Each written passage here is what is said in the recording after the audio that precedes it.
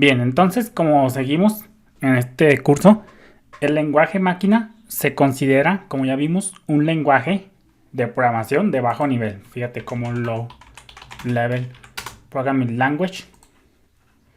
Pues como te digo, pues a más abajo, bueno, pues abajo está el hardware y luego está el machine language, luego está el lenguaje ensamblador y luego ya los lenguajes de alto nivel. Por ejemplo, Fortran, que fue de los primeros, Pascal, que también fue de los primeros, y C, por ejemplo, entre muchos otros. Pero a más bajo nivel, pues en sí los más reconocidos es Machine Language y lenguaje ensamblador. Entonces el lenguaje máquina, en los primeros tiempos de la informática, los programadores tenían que escribir los programas en lenguaje máquina. Entonces quiere decir que esos programadores machos alfa, pelo en pecho, lomo plateado, empezaron a programar en lenguaje máquina, es decir, expresar todas sus expresiones mediante unos y ceros. Pero pues eso ya fue en los primeros días de la programación. Ya muchos, la mayoría de los que están viendo este curso a lo mejor no les tocó. Entonces, para facilitarles la vida, se desarrolló el lenguaje ensamblador, que como estamos viendo por acá, pues es un nivel más arriba. Este lenguaje estaba estrechamente relacionado con el lenguaje máquina, casi muy parecido, pero permitía al programador utilizar códigos de instrucciones un poco más amigables para el lenguaje humano, en lugar de cadenas de dígitos binarios, ceros y unos. Entonces, para referenciar un valor en lenguaje ensamblador, por ejemplo, ahorita no vamos a ver ensamblador, para referenciar un valor en lenguaje ensamblador, podrías usar etiquetas variables como tal, en lugar de acordarte que el valor estaba almacenado, por ejemplo, en la ubicación de memoria 100101. Entonces, eso es un lenguaje ensamblador, pues ya se hacía un poquito más fácil, ya no necesitabas acordarte de las direcciones de memoria. Ibas subiendo un poquito de nivel, por eso se dicen que el lenguaje es de bajo nivel y de alto nivel. Entre más bajo, más difícil. Entonces, de ceros a unos, pues pasabas ya un poquito más arriba en el nivel y ya usabas variables.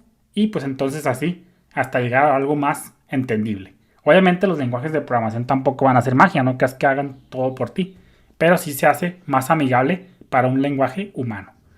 Aún así, programar de esta manera con lenguaje ensamblador, que la verdad a mí me dio muchos dolores de cabeza en la universidad, no tantos, pero sí, pues vemos que el lenguaje ensamblador pues es muy difícil, muy tedioso, porque te tienes que aprender muchas instrucciones. Por ejemplo, un ciclo for no lo tiene hecho un lenguaje ensamblador, te lo tienes que tú aventar a patín, con varias instrucciones en lenguaje ensamblador. Básicamente es como si tú te crearas hasta cierto punto tu propia estructura. Un bucle while tampoco existe en lenguaje ensamblador, tú te lo tienes que aventar a patín, a pelo. Entonces, pues perdías mucho tiempo. Por ejemplo, si tu programa era sumar dos números, una serie de números y recorrer un arreglo, por ejemplo, o una estructura de datos, recorrerla y sumar cada uno de sus números, pues tenías que primero aventarte el ciclo for y luego ya sumar los números. Entonces perdías mucho tiempo centrado más en las instrucciones que en la lógica de negocio. Fíjate que la lógica de negocio es un término nuevo que vamos a ver por aquí. Business Logic Programming. Este término básicamente hace referencia, la lógica de negocio básicamente hace referencia a los requerimientos de tu programa. Por ejemplo, si tú quieres hacer un programita que sume los números pares, pues entonces la lógica de negocio pues es hacer esas instrucciones para llegar a esa suma de impares. Entonces la lógica de negocio no es más que la serie de requerimientos que tu programa quiere hacer. Entonces, eso es la lógica de negocio a grandes rasgos. Como te dije, el lenguaje de máquina puede variar y por lo tanto, también otro inconveniente en el lenguaje ensamblador es que un código que servía para una computadora, pues no servía para otra, te tocaba hacerlo para dos versiones. Muchos tuvieron este problema, porque acuérdate que cada computadora tiene su propio lenguaje máquina hasta cierto punto. Pero por muy diferente que sea entre máquinas, pues se reduce a ceros y unos, pero pues por ahí varía poquillo. Para solucionar pues todo este cochinero de lenguaje ensamblador y el lenguaje máquina, pues se vinieron presentando ya los lenguajes de alto nivel que ya vimos por acá. Con estos lenguajes, el programador ya se centra más en el problema, en la lógica de negocio, que en memorizarse o pelearse con las instrucciones del lenguaje. Por ejemplo, si te tocaba recorrer un arreglo, pues simplemente te preocupabas por recorrerlo y ya no te creabas un bucle para recorrerlo. Un framework, ahora en día, otro término que vamos a ver por aquí. Un framework. No te preocupes por todos estos términos, ya los vas a ir aprendiendo conforme avancemos. Yo no simplemente te lo estoy mencionando para que se te abra el panorama.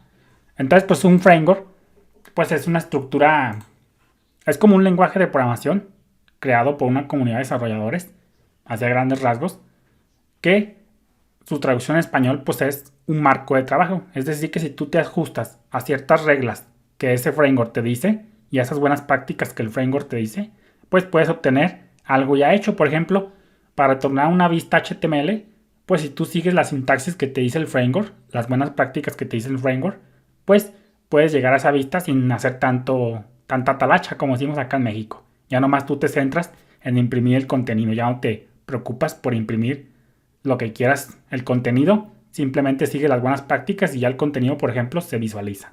Entonces, pues a grandes rasgos eso es un framework, un conjunto de buenas prácticas y reglas que para que te sirva el framework tienes que sujetarte a ese marco de trabajo para que te dé funcionalidad ya hecha hasta cierto punto. Y así no reinventes la rueda. Fíjate, por ejemplo, este término también se escucha mucho en inglés. En la programación, reinventar la rueda. Reinventar la rueda. Por ejemplo, pues si tú sabes, pues una librería es como un framework también. Entonces, por ejemplo, si hay una función para sumar, para calcular la raíz cuadrada de un número, que muchos lenguajes de programación ya la tienen, pues simplemente reutilizas esa función ya hecha por el lenguaje de programación y no haces una desde cero para tu programa.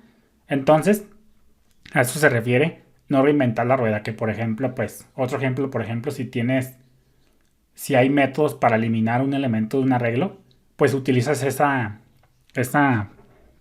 función y ya no te toca hacerla a ti desde cero. Ya no te toca, ya nomás te toca utilizarla, jalarla y utilizarla en tus desarrollos, en tus programitas. Entonces, eso es clave, no hay reinventar la rueda, y hay que usar cosas reutilizables y simplemente inventar lo que todavía no está hecho. Pero si hay muchas funcionalidades ya hechas por ahí en internet y las sabes utilizar, pues aprovéchalas y ya no pierdes tiempo en crearlas desde cero. Pero pues si quieres, ahora sí que practicar mucho, pero pues eso ya es cuando tienes mucha práctica, pues tú ahí por ahí en tus momentos de ocio para practicar, pues puedes aprender a hacer cosas por ti mismo desde cero. Pero allá afuera en el campo de batalla se recomienda reutilizar el más código posible ya hecho. Eso sea todo. Bendiciones.